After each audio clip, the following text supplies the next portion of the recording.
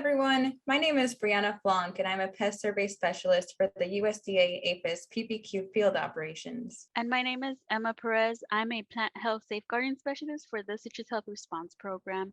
And this video is part of a series of videos introducing you to the IPHIS data collector application. I encourage you all to watch all of the training videos we have at least once to gain a broader understanding of the application as a whole, and then to use as reference for the future. In this video, we will cover install.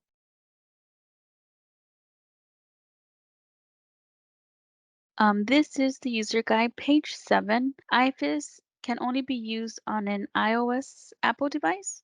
And as part of PPQ USDA, IPHIS should be part of your software that downloads when you register your device. When you enter your mobile username and PIN, IPHIS is one of the applications that comes down with the downloads of your device.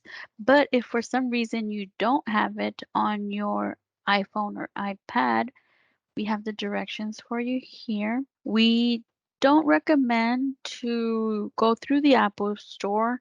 The first recommendation is going to Apps at Work.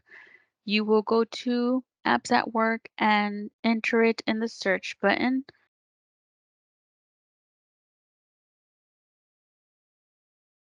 You can go ahead and open your Apple application, look for IPHIS Data Collector, search it, install it, and get.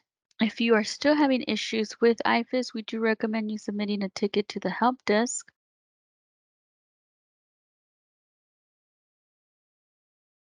Before you head out to the field, make sure that your location services is on. Go to your settings. You're going to go ahead and look for IPHIS Data Collector. You're going to go to the locations and select while using the app. That way you don't have any issues. Then once you do that, go ahead and go into your IDC application.